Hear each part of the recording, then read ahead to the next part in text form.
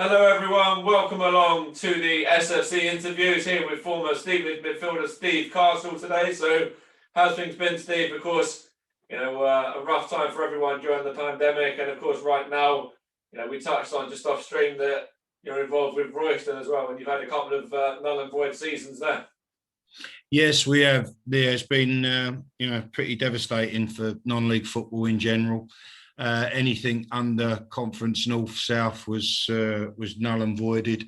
The first year, obviously, when COVID first hit, we had 8 games left. We had 2 games in hand, and we had a very good chance of winning the title. I think points per game, had it been used, we'd have got promoted. And then they didn't decide to finish the season. We started another season. We ended up only getting about 8 or 10 games, which would have been sufficient for us to go up. Yeah. And then they null and voided it again. So it's been a complete mess. I'd rather keep quiet on, whether it should have been or shouldn't have been. But it's the facts of life. And, the lower down you go, unfortunately, less power. But it's been good that most football's carried on. Obviously the EFL, Stevenage, and the likes, and at least we've had some football to entertain us, whether it be on sort of through the internet or whatever. But it was very, very good to see the crowds come back in the last game of the season. I was just going to cover that as well in regard to the crowds, just in one of my next points really, and that's great to have the crowds back in now, isn't it, as well? And of course, with the cup finals and the Champions League, etc., and the Euros as well coming up in the next few weeks, the crowds are going to play a big part in them, aren't they? They have. I mean, putting it quite bluntly, I think Premier League football's been quite boring. I haven't enjoyed it. I've turned off many a game when they've been trying to keep us entertained. But I mean, that's my view. Will it get better? Obviously, with crowds, obviously it will, and that atmosphere will, sort of be generated. I think obviously the fact of, the big picture of 6 massive clubs thinking they are too big for English football, and the crowd and the crowds and the fans but fighting back. I think it's been brilliant in that respect, and it's brought everyone together. Don't matter who you support, just football fans in general, that these money men cannot take the working man's game away from us. And that's great as well, that, the fans showed their power to unite and to stop that, the Elite Super League, from actually coming into play. Will it happen again? That the clubs will probably try and push for something in the future, but that they know that the fan power is a big thing in this country now, which is some of the foreign owners, the American owners, etc., might not have been completely aware of that beforehand. Well, I think they were arrogant enough to think that it didn't matter, if I'm really truthful. But now they realise that it does matter, and sort of football is just inbred in our country, and sort of we won't let it go to sort of in different directions without a fight. As you say, I think it might well come up again. I think it not so much the British teams, but I do feel the Spanish and the Italian teams are we'll be very, very keen on doing it. But what we've got is just incredible. When you look at the from the Premier League all the way down to the EFL, now we've got a fifth league, and Notts County, Yeovil, they're getting thousands. Etc. It's just amazing. They're all full time, or 95% of them are full time. And that's what we've got all about us, and that's how we want to do it. And there will be a few teams that go by the wayside, but nothing in Europe can match that. I don't think anything in the world can match that, if I'm honest. Okay, and we'll go into when you signed for Stevenage. It was back in early 2001, wasn't it? And what was it about Stevenage, that kind of took your fancy as a football club in coming to join the club itself? Kevin Howes and Paul Fairclough, really. I knew Kevin, obviously. Kev I played with for a long time at Leyton Orient when I was first there. His boy was at West Ham and I was coaching at West Ham, as well as playing for Leyton Orient. Probably could know my numbers or my times at Leyton Orient were coming to an end. And yeah, I mean, Stevenage were one of, if not one of, or the biggest non-league clubs at the time. You know, I lived in Loughton, but sort of based in Bishop Stortford, so I know all about Stevenage. And yeah, pleased to come on, and I wasn't disappointed. It was a very well-run football club, and you know, it was definitely a challenger for up in the conference when as it was at the time. Did that play a part in it as well? The fact that, you know, you had quite a successful career in the Football League, and when you looked at Stevenage, you saw Stevenage as being a league side as well in, you know, in future years. Definitely. I mean, it doesn't matter at what stage of your career you're looking at. You want to, you know, sort of go out on a blaze of glory, if you like. You know, what was I think I was 37, 38. So, you know, my time was definitely coming to the end. But you know, it would have been great, you know, sort of to have some sort of part in a promotion campaign, albeit a month, 2 months, or however long it ended up being. And of course, you mentioned there about Kevin Hales and Paul Fairclough, and you know the latter in particular. Paul Fairclough goes down as a Stevenage legend for, you know, in particular the Newcastle era when he got to the FA Cup against Newcastle. And what was he like to play under as a boss? Yeah, very hard to tell, really. I mean, like, you know, when you come in on a loan thing, you probably see the managers at their best and at their most politest, if that makes sense. They're always trying to, you know, keep you, you know, sort of on side, and really you want to sort of impress them as much as possible. So, yeah, I mean, he seemed a very, you know, sort of a gentleman. You know, he wasn't, you know, sort of a rant and a raver. You know, as I say, I knew Kev a lot better. But yeah, no, I had no complaints, and like the professionalism that he brought was what I was used to anyway. And that was a really, you know, top squad as well that you came into there. It had the likes of Paul Wilkerson in goal. I think it had John Michel Seguin, Darren Hay, Sam McMahon, Adrian Clark as well. You know, players that have either, you know, like yourself, been in the Football League and then dropped down to the conference in the hope of, you know, getting Stevenage up there, and some sort of maybe a little bit younger players that wanted to, you know, try and get into the Football League for the first time as well. It was a good little mix of youth and experience there, and a very good little side as well. Yeah. No, I was pleasantly surprised. You know, it was the first time I'd played conference level football. And I can't remember who we played against, but you know, there were competitive teams that we played against. As you say, good players that we were playing with. I do remember DJ Campbell, the lad that, you know, sort of went on and did well in league football himself, play as one of on the bench, or you know, sort of a lad coming through. John Dreyer, as you say. Yeah, you know, that's a good talented group that you know, were definitely challenging. And with John Dreyer, you know, John in particular has been around the club for a number of years. He's been, I think he's had roles in playing, in assistant manager. I think he was coach for a while. I think he was also interim manager for a while as well. So he's been, you know, across the board really at Stevenage as John, and his son's now there as well, Sam, in the academy. Yeah. No, I know John really well, as you say, you know, sort of through Stevenage contacts, but not only that, you know, when he was Maidenhead manager, Bedford manager, you know, we've always had a, you know, sort of a liking for each other. Hopefully he'll say the same about me, but yeah, no, he's a really good lad. And, you know, I mean, like, I think he was one of the very few that were young, that were older than me, playing in that game, that period of time, I should say. So we stuck together a little bit, and the oldies, you know, we hopefully showed a little bit the way forward. And I know it was some time ago, but Do you remember much about your debut against Chester and the lead up to that game when you sort of knew you were going to be involved in the side? Well, I've got to be honest, mate.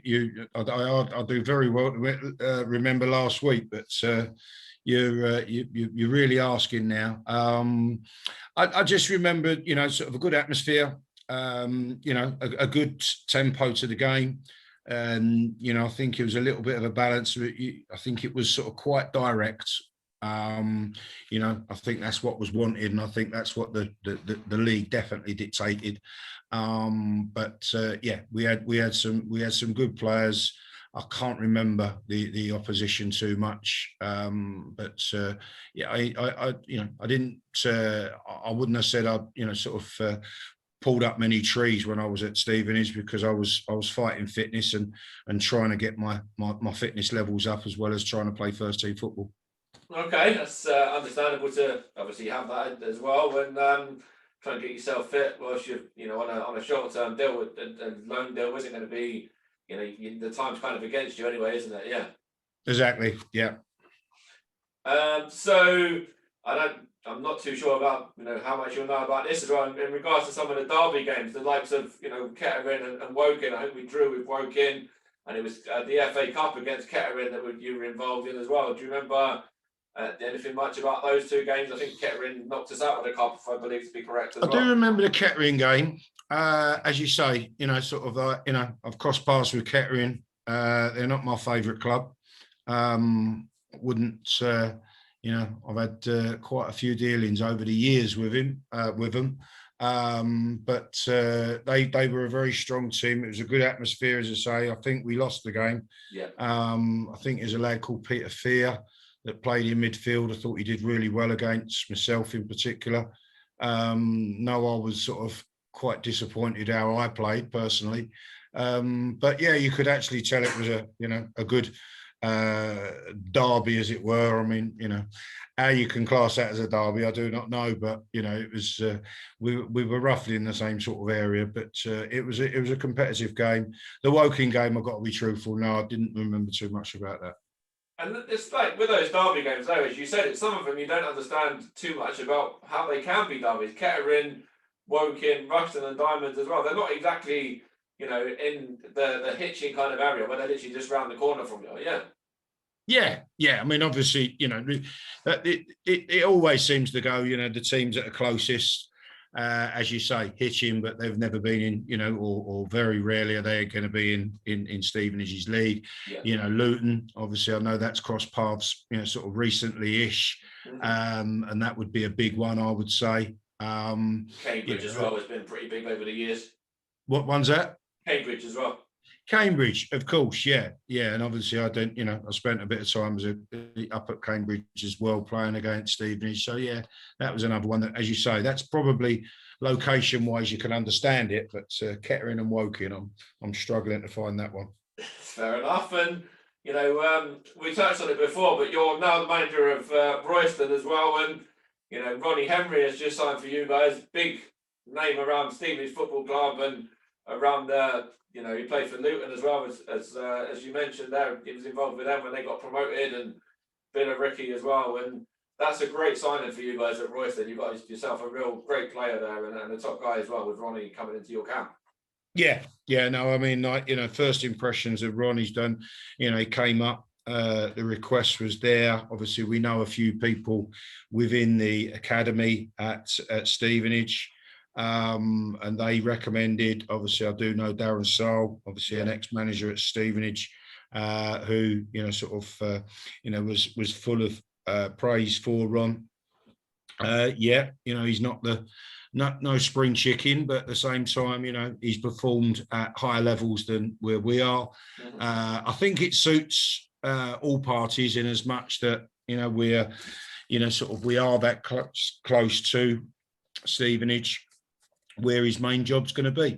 He will be keeping himself fit during the week, and so probably, the Tuesday, Thursday we'll have to make sure that, we keep him at, sort of a maximum fitness levels, and if that means that, sort of sometimes he's doing the training during the day, it's ideal.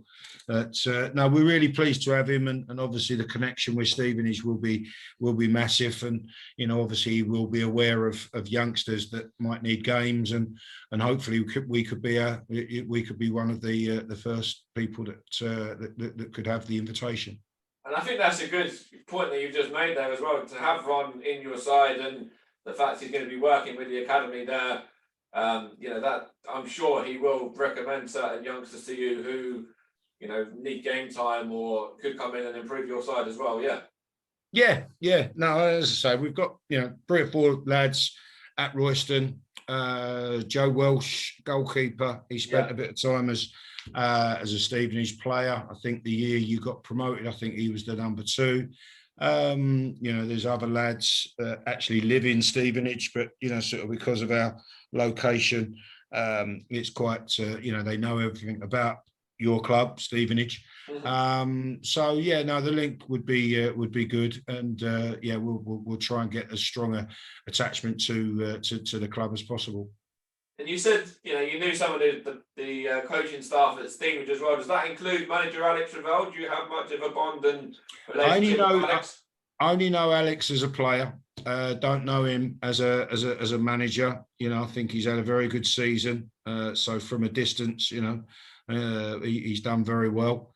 But no, I was manager of St Albans when I think he was doing the non-league circuit after, not quite making it, I believe, at Cambridge. Was that correct? I think so, yeah. And then, obviously, he did extremely well and got him to one of my old clubs, Leyton Orient, and did very well there. He had a good reputation there.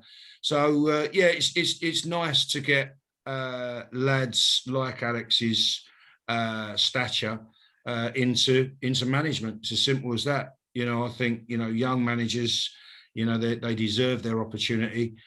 He's been given it, and so far I don't think he's done an awful lot wrong. No, I think the fact he's got Dean Wilkins there, a very established and experienced head around him as well. That's going to certainly be a big advantage for him, isn't it? Well, he is. I mean, I know Dean very well as well. He was at Brighton and beg your pardon, he was at Chelsea and came on loan to Leyton Orient when I was just a young lad. But extremely good footballer, but a very, very good coach and an absolute gentleman to boot. And last season, of course, we were watching the games on the iFollow, and you obviously without the crowd there, you could hear Dean. I think before you could see Dean, you could hear Dean. So. Well, that's yeah. I mean, I don't know his coaching style, but he's always been very much a thinking man's player, really. An awful lot like his brother Ray, I think the way all of the Wilkins brothers actually conducted themselves is how we all should, really. Yeah, absolutely. And Ray Wilkins, as you mentioned, there was another fantastic name around the game as well as a player and as a manager and a coach and across the board, really. Yeah, true. So, let's move on to the next question, really. And, you dropped out of the Football League after having spells, as you say, with Leyton Orient and Plymouth, and, you were with Peterborough, Birmingham as well, and then dropped down to Stevenage. And, what did you make of that squad there as well? We touched on it a little bit beforehand, but, did you believe that squad were good enough to go on the cheap promotion and I think the club in general were, and I think they were, ambitious enough to, sort of be, no big-headed, but like obviously lads that had played in the EFL like John and myself and Adrian Clark, and like, that really was sort of, the signs that it was an ambitious football club. Mm-hmm. It was only a matter of time, and that proved right that they were going to cross over the line and get themselves into the league. And then obviously then the hard work starts, and it hasn't been easy, as I said to you before, I live up in Bishop Stortford. Yeah. I have worked with Stevenage for 6 or 7 months in their academy. Must have been about 5 or 6 years ago now. So the links are quite strong and close. And obviously, you know, Robbie O'Keefe and Jordan Gibson. And as I said to you before, Darren Saar when he was the academy manager.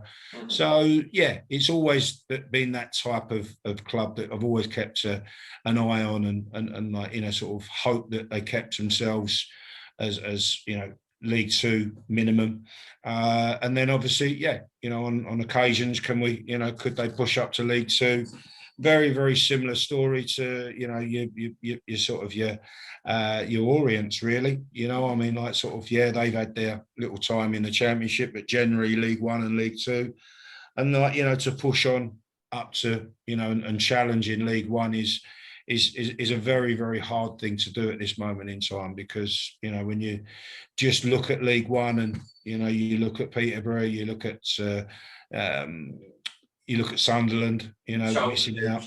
You know, they're massive clubs, you know, with big followings, and you know, to try and get involved in that, you know, year in year out is a real tough job, and good luck to Alex and Dean with what's coming up at the start of the season.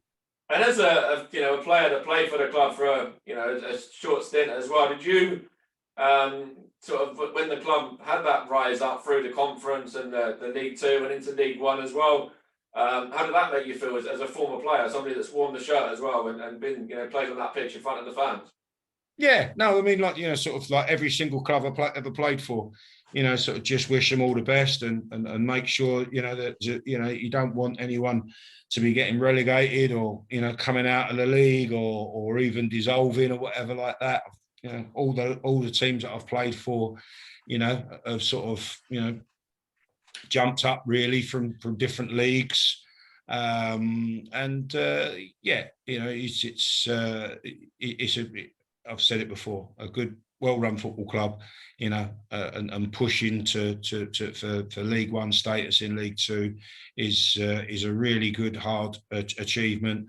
You know, the training ground now that they've got, you know, is second to none, and obviously the facilities are just slowly but surely getting better, and yeah, they'll get there.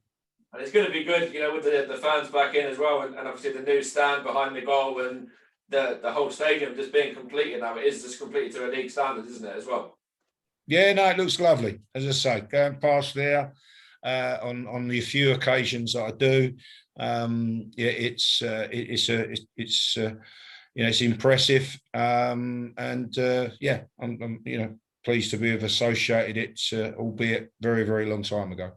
And you know, let's go into the next question. Really, the next point was, you know, we touched on it before. You were assistant manager at Cambridge for a while, and also a manager at St Albans as well. And what were those sort of two roles like for you to be involved in those two clubs?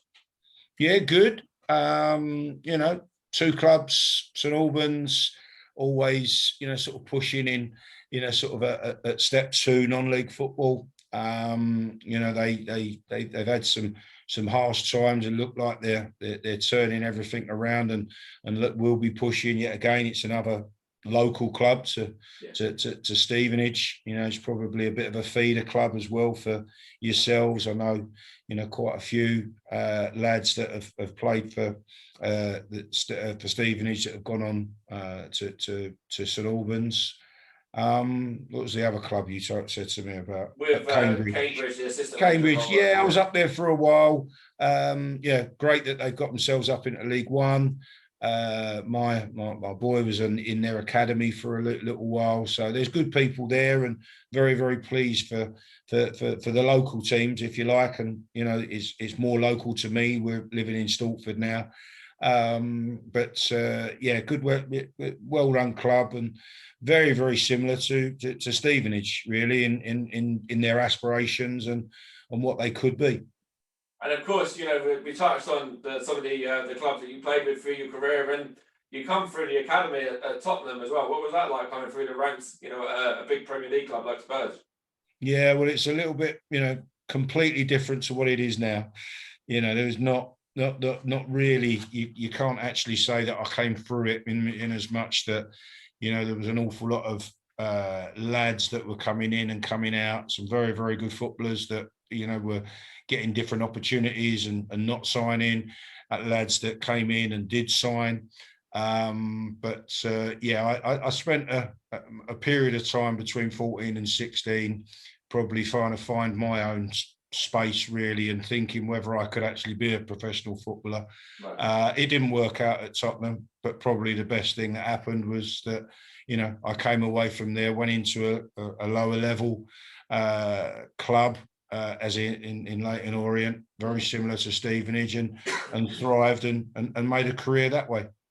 And coming back to Stevenage as well, what was your relationship like with the Stevenage fans? And we touched on it before, but it's going to be great when fans are back into the stadiums now, isn't it? And they're going to really help these clubs to push on. And with Stevenage, last season they pushed on without the fans there to achieve a respectable 14th position in the league. And with the fans there, that could be the push that takes them into the playoffs or something, maybe. So it could, and as you say, sort of, I think it's very important. You come to a Stevenage and sort of that home crowd, getting behind the team, and obviously I think if I'm really sort of stretching my knowledge, but I do believe that Stevenage's away form wasn't too bad last year, now that if they can keep that and obviously join that with, fans back in home games, they do make a difference. They make a massive difference. And, those odd draws and losses could be turned into draws and wins. As you say, playoff places are up there for them. And, you said that, rightly so in regards to the away form as well. The away form was very good last season, and we went on a good run in general where we were unbeaten and, not even conceding goals as well. And that was a real, I think it was from sort of December onwards that the club really kicked on. And I think it was, Dean Wilkins coming in, obviously had an impact on that as well, and using his experience and his knowledge to help Revs out. But that was, a really good end to the season. And it's, it is exciting times. It's really, it's exciting when you look ahead to next season. Yeah. Good. No, I wish you all the best. And hopefully, at some stage, you might even play us in the Royston in the FA Cup somewhere along the line. I'm surprised there's not been pre-season friendlies arranged, because sometimes Royston have. We do, and I think Ronnie mentioned it. I think we had all of our games sorted out. The real difference between I would say probably when I was playing and now is I feel that EFL league teams don't particularly want to play non-league football teams too late in the season, or too late in the pre-season, I should say. Yeah. And like we've been come unstuck a couple of times. We've had Cambridge United, and we played them as our first pre-season game, and we didn't play well, as you can imagine, because pre-season's to get fit. Yeah. And it really hasn't been sort of worthwhile. So I wouldn't say we've come away from it, but we tried to. We managed to get Watford, but it will probably be their 23s late in the pre-season. If we could fit in one with Stevenage's 18s, 23s. It's just a very, very awkward one, because we both teams need to be happy with the fixture, and if it's not in favour of either the non-league club or the league club, then really there's no point in having it. Okay, and then just to kind of wrap things up here a little bit now as well, just a sort of another question was, who were your own sort of personal inspirations growing up, and who did you sort of model your game on? I would say Brian Robson. That would be my player, or my go-to player, to reference probably my style of play. I hasten to add, in no shape or form was anywhere near as good as him, because I think he was arguably one of the best midfield players the country's ever produced. But that would be sort of like a box-to-box, sort of midfield player that scored goals, was my description. So you could look at, nowadays, or even now, he's packed up now, Frank Lampard, if you like. Yeah. I mean, as a kid, I was always a Tottenham fan. Glenn Hoddle has always been, a real fan, and I'm sure that I'm not on my own with that one. I think Stevenage have got their fair share of shared Tottenham fans as well, because a lot of Hertfordshire people, a lot of Essex people come out of London and East London and North London, and they support Tottenhams and Arsenals and whatever. So yeah, Glenn Hoddle, I would say, would be something that I just admired, but probably the realism of a crunching tackle and the odd goal would be Brian Robson.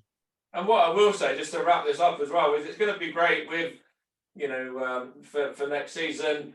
If Stevenage are able to use the fact that they've been out in the local community during the COVID pandemic and really supporting the fans as well to their advantage, and the fans are able to give back to them, because that was huge. That was massive for Stevenage to go out and do that. Yeah, it's good to hear. Good to hear. And it's going to be good. Of course, they are challenging with the likes of Tottenham and Arsenal and Chelsea, West Ham, etc. In the local area. So it's going to be good in terms of hopefully getting some more fans to Broadhall Way. Or the Lambeck Stadium is filled, refers to it as now, and then really trying to help the side kick on and push on. But what I will say is thanks for doing this, Steve, and I'm sure you'll probably see a few of us come down and see Ronnie over some point next season as well, when we've not got a game, because we'd like to obviously keep in contact with Ronnie. That's brilliant. See how Lovely. Ron's getting on. So we're trying to see if we can get a few of us down there for that and see how Ron's getting on with you lot. Okay, that's good. Thank you very much. Cheers. Thanks a lot, mate. Okay, bye-bye. Bye now.